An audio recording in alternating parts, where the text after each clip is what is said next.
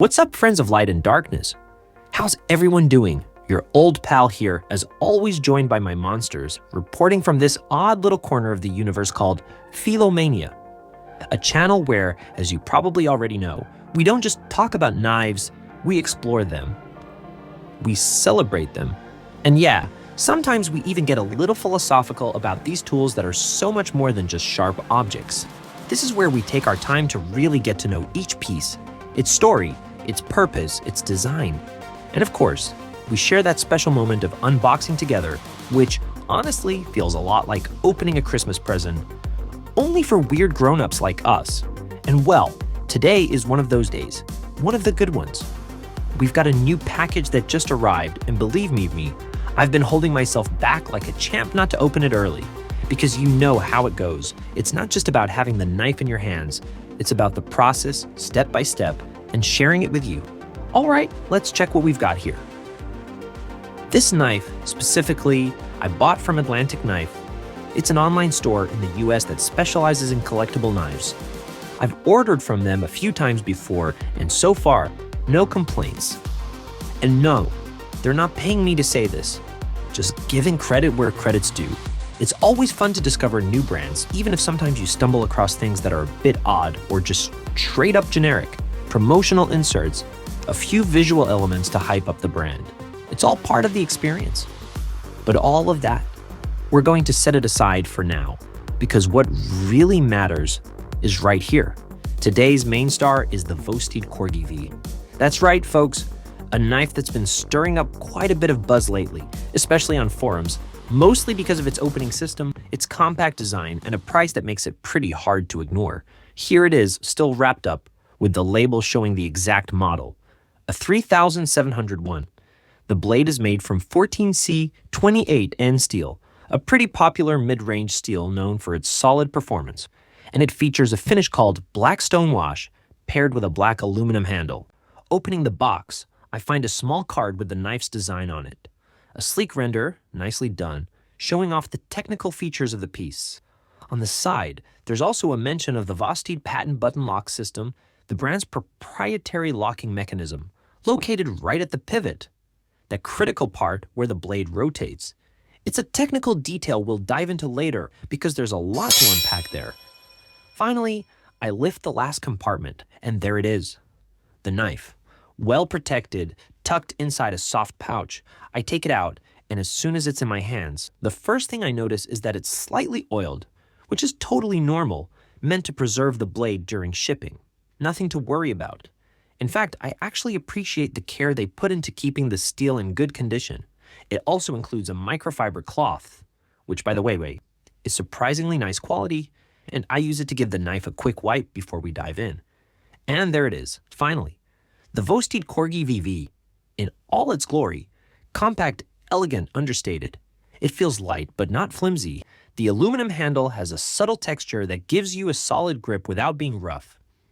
The overall design is clean, modern, and free of any unnecessary gimmicks. You can tell it's made to be used, not just admired from a distance. But before we get into the deeper details, the blade, the steel, the opening mechanism. On one hand, it's got the classic rear flipper, the kind you activate with your index finger from the back of the handle.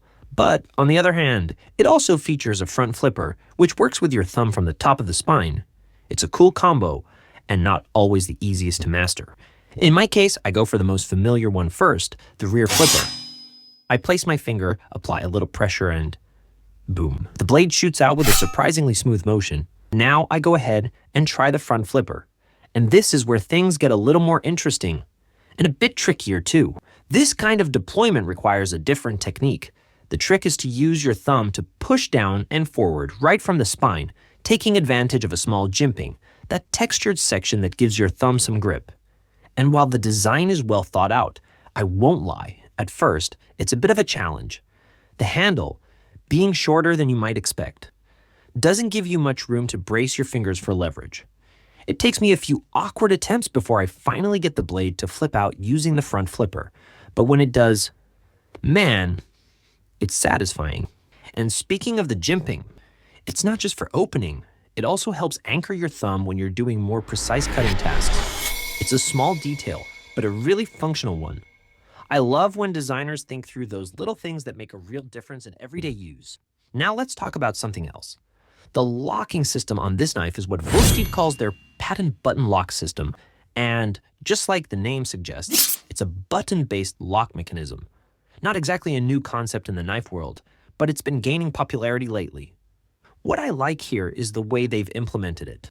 The button is placed right above the pivot, not too high, not too low. When you press it, the blade releases and closes smoothly, with almost no resistance.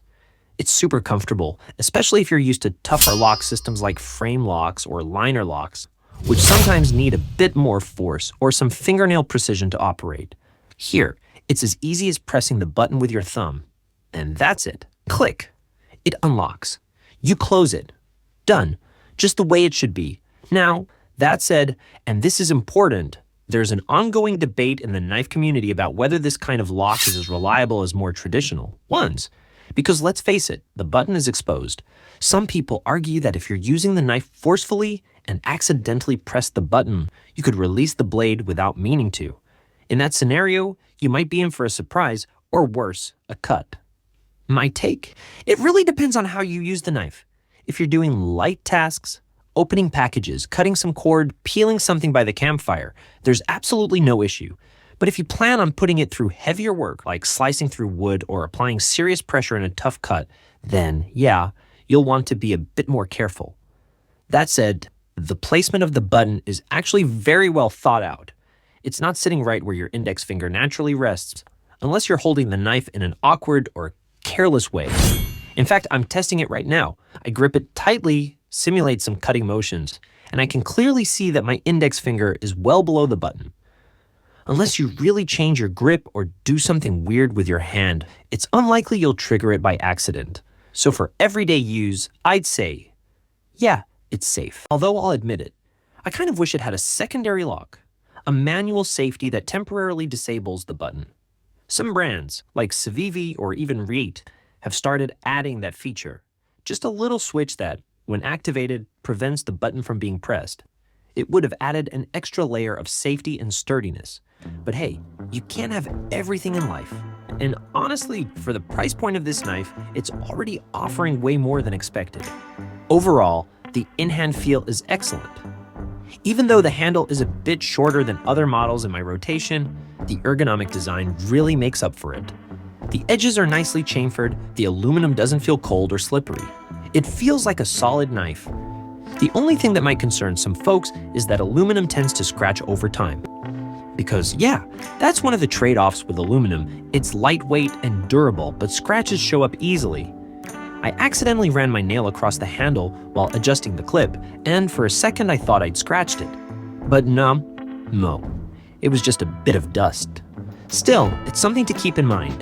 This isn't the kind of knife you want to toss loosely into a drawer full of keys and coins. Sooner or later, the finish will take a hit. So far, I'm really liking this knife.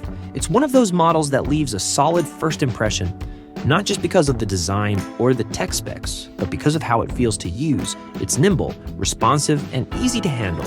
You can tell every design choice was intentional. So, we've gone over how this knife feels in hand, how the opening mechanism works, how the lock performs, and how practical it is for everyday use. The Corgi-V is discreet. It's not intimidating. It looks sleek, almost like a modern gadget. And that makes it a great choice for EDC, opening Amazon boxes, cutting some cord, handling simple tasks that don't require a bigger or more rugged blade. And hey, don't underestimate it just because of its size. Because in real-world use, it's not the length of the blade that matters most, it's the edge and the ergonomics. And this model, with its 14C28 end steel, holds a good edge for a solid amount of time. It's not premium steel, but it's dependable and easy to sharpen, which for many of us, myself included, is a big win. A knife can be a powerful tool for good, or the complete opposite. It all depends on who's holding it. And with that, my monsters and I are signing off for today. As always, it's been a real pleasure sharing this time with you. This was Philomania. I'm still me. You're still you. And we'll meet again real soon in the next chapter. Adieu, my friends.